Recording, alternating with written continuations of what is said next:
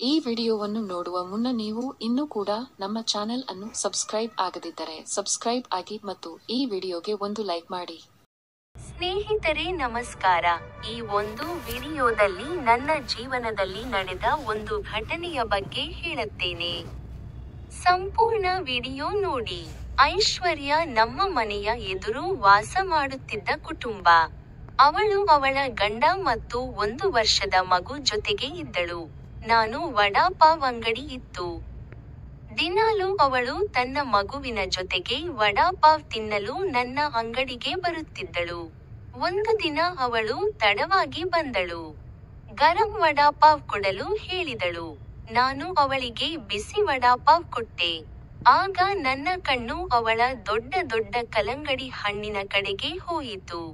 ನನ್ನ ದೃಷ್ಟಿ ಅದನ್ನು ಬಿಟ್ಟು ಬೇರೆ ಏನೂ ನೋಡದಾಯಿತು. ಆಗ ಅಂಗಡಿಯಲ್ಲಿ ಬೇರೆ ಗಿರಾಕಿ ಇರಲಿಲ್ಲ. ಹೀಗಾಗಿ ಅವಳ ಮಗು ಜೊತೆಗೆ ಮಾತನಾಡುತ್ತಾ ಇದ್ದೆ. ಬಳಿಕ ಅಲ್ಲಿಂದ ವಡಾ ಪಾವ್ ತಿಂದು ಅಲ್ಲಿಂದ ಹೋದಳು. ಹೀಗೆ 3 ದಿನವೂ ಲೇಟಾಗಿ ಅಂಗಡಿಗೆ ಬಂದಳು. ಆದರೆ 3ನೇ ದಿನ ಅಂಗಡಿಯಲ್ಲಿ ವಡಾ ಪಾವ್ ಖಾಲಿಯಾಗಿತ್ತು. ಆಗ ಮನೆಯಲ್ಲಿ ಬಿಸಿ ಬಿಸಿ ವಡಾ ಪಾವ್ ಮಾಡಿಕೊಡುತ್ತೇನೆ ಬರಿ ಅಂದೆ. ಅವಳು ಮನೆಗೆ ಬಂದಳು. ಆಗ ಮಾತನಾಡುತ್ತಾ ಅವಳ ಗಂಡನ ಬಗ್ಗೆ ಕೇಳಿದೆ. ಅವಳು ತನ್ನ ಗಂಡ ಊರಿಗೆ ಹೋಗಿದ್ದಾಗಿ ತಿಳಿಸಿದಳು.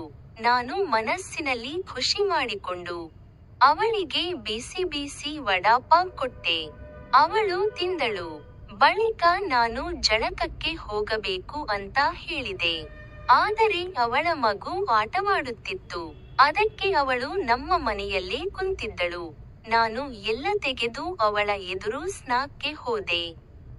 ಅದನ್ನು ನೋಡಿ ಅವಳು ಏನೂ ಅನ್ನಲಿಲ್ಲ. ಬಳಿಕ ನನ್ನ ಐಸ್ ಕ್ಯಾಂಡಿ ತೋರಿಸಿದೆ. ಅವಳು ನೋಡಿ ತಲೆ ಕೆಳಗಾಗಿ ಕುಳಿತಳು. ಆದರೆ ಐಸ್ ಕ್ಯಾಂಡಿ ನೋಡಿ ಅವಳಿಗೂ ಸ್ವಲ್ಪ ಮನಸ್ಸಿನಲ್ಲಿ ಆಸೆ ಬಂದಿತ್ತು. ಹೀಗಿರುವಾಗ ಹೇಗೆ ಕೇಳೋದು ಅಂತ ಗೊತ್ತಾಗಲಿಲ್ಲ. ಆದರೂ ಧೈರ್ಯ ಮಾಡಿ ನಿನ್ನ ಗಂಡನ ಐಸ್ ಕ್ಯಾಂಡಿ ಕೂಡ ಹೀಗೆ ಇದೀಯಾ ಅಂತ ಹೇಳಿದೆ. ಅದಕ್ಕೆ ಅವಳು ಇಲ್ಲ ಸ್ವಲ್ಪ ಚಿಕ್ಕದು ಇದೆ ಅಂತ ಹೇಳಿದಳು. ಅದಕ್ಕೆ ನಾನು ನನ್ನ ಐಸ್ ಕ್ಯಾಂಡಿ ಉದ್ದ ಇದೆ. ಅಲ್ಲದೆ ನೀವು ನೋಡಿದ್ರಲ್ಲ, ನಿಮಗೆ ಇಷ್ಟ ಆಯ್ತಾ ಅಂದೆ. ಆಗ ಅವಳು ಬೇಕು ಬೇಡ ತರಹ ಇದು ಸರಿಯಾಗಿ ಇರಲ್ಲ ಅಂದಳು. ಆಗ ನಾನು ಮಗು ಮಲಗಿದ ಮೇಲೆ ಬಾ ಅಂದೆ. ಅದಕ್ಕೆ ಅವಳು ಬೇಡ ಅಂದಳು. ಆದರೂ ಒಪ್ಪಿಸಿ ಮಗು ಮಲಗಿದ ನಂತರ ಬರಲು ಹೇಳಿದೆ. ಅದರಂತೆ ಅವಳು ಮಗುವನ್ನು ಮಲಗಿಸಿ ನನಗೆ ಫೋನ್ ಮಾಡಿ ಬರಲು ಹೇಳಿದಳು. ನಾನು ಫೋನ್ ಮಾಡಿ ಅವರ ಮನೆಗೆ ಹೋದೆ. ಅವಳು ಸೀರೆ ಹಾಕಿಕೊಂಡು ಅಂದವಾಗಿ ಕಾಣುತ್ತಿದ್ದಳು. ನಾನು ಅವಳ ಮನೆಯೊಳಗೆ ಹೋದೆ. ಅವಳು ಬಂದಳು. ಆಗ ನಾನು ನಿನ್ನ ಕಲ್ಲಂಗಡಿ ಕೊಡು ಅಂದೆ. ಅದಕ್ಕೆ ಅವಳು ತೆಗೆದು ತೋರಿಸಿದಳು. ನಾನು ಅವಳ ಕಲ್ಲಂಗಡಿ ಸವರುತ್ತಾ, ರಸ ಕುಡಿದು, ನನ್ನ ಐಸ್ ಕ್ಯಾಂಡಿ ಹಾಕಿ ಬರೋಬ್ಬರಿ 30 ನಿಮಿಷ ಕೆಲಸ ಮಾಡಿದೆ. ಅವಳಿಗೂ ಆನಂದ ಸಿಕ್ಕಿತ್ತು. ಅವತ್ತಿನಿಂದ ಅವಳಿಗೆ ಕೆಲಸ ಮಾಡುತ್ತಿದ್ದೇನೆ. ಇಂದಿಗೂ ನಮ್ಮ ಕೆಲಸ ಚೆನ್ನಾಗಿ ನಡೆದಿದೆ.